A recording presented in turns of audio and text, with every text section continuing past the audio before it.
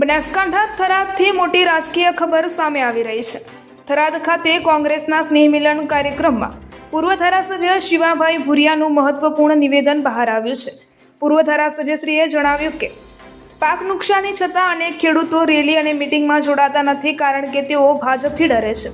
મિટિંગમાં આવતા ઘણા લોકો ભાજપથી શરમાય છે, પરંતુ હવે ઘરેથી કોઈ આપવાનું નથી, માટે બોલવું અને હક માટે લડવું પડશે। શિવાભાઈ ભુરિયાએ ભાજપ સરકાર સામે તીખી ટીકા કરતા ખેડૂતોને વળતર માટે એકજૂટ થવાની અપીલ કરી હતી।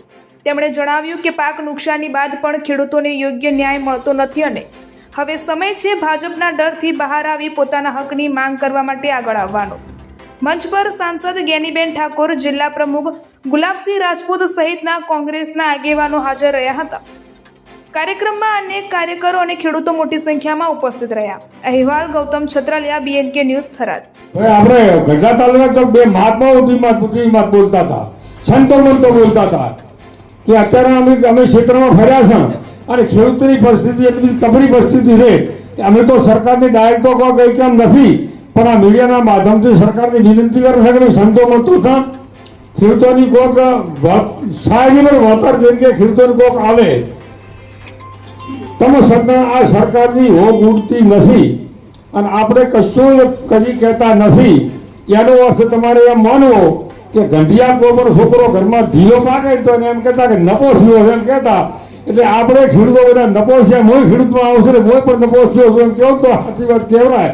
કારણ કે આટલી બધી પરિસ્થિતિ ખરાબ હોય અને ખેડૂતના છોકરાને મોઢે કોઈની તાકાત ના હોય, સરકારના બાપની જવાબદારી છે। સરકાર ગમે એની હોય, ભાજપની હોય કે કોંગ્રેસ, જે પડદા સુખી તો સરકાર સુખી ને પડદા દુખી તો સરકારને દુખી રહીને કોઈ પ્રકારની રાજા મહારાજ તો દુષ્કાળ પડતા નહીં તો ખેડૂતોને 5-5 વર્ષ અંદાજ પૂરું કરતા। સરકાર કોઈ અત્યારે નવાઈ પૂરું કરતી નથી। સરકાર કોઈ પણ પ્રકારના ખેડૂતોને મદદ કરે નહીં, એમાં નવાઈ કરતી નથી। પણ આપણે ભાજપની શિખર શું બીજા ગયા છે કે એક અક્ષર બોલી કહેતા નથી, તો મીટિંગમાં બોલાવ મને અનંત એકદમ ગુલાબસિંહ કીધું નામ નહીં આવેલું, કારણ કે આટલા ગોવના સાહેબ એટલું બધું પાણી નુકસાન કર્યું, અમે રેલી કાઢી કે કોઈ રેલીમાં આવ્યું નથી।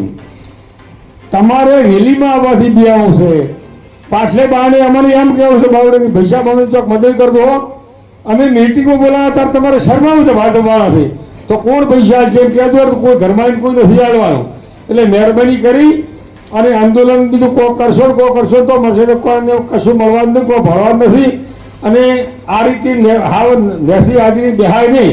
મારી તમને બધાની વિનંતી છે કે દેશની અંદર આ વખતે ખૂબ પરિસ્થિતિ ખરાબ છે, એમાં ખેડૂત માટે તો 2081-82 વર્ષ એટલું ખરાબ છે કે અમારે કાલે રાતે વરસાદ પડ્યો છે, મોટા ભાગની મગફળી બગડી ગઈ છે।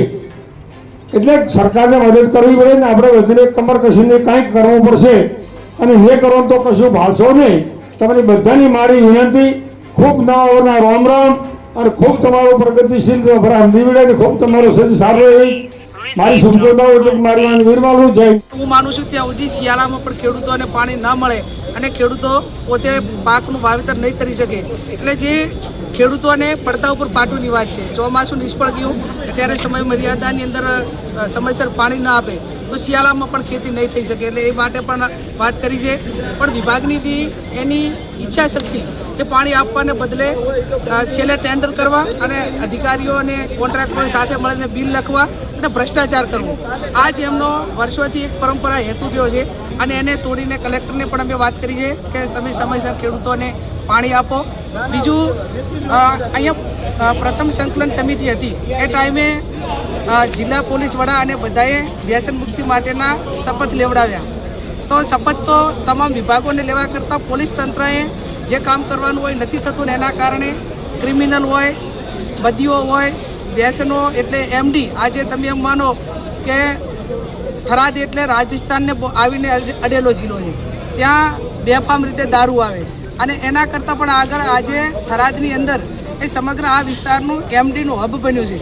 1000થી પણ વધારે યુવાનો ત્યાં MDના વ્યસનના રવાડે ચડી ગયા છે। પરિવારોને બરબાદ કરવાનું કામ અહીંની પોલીસની મિલીભગતથી થઈ રહ્યું છે।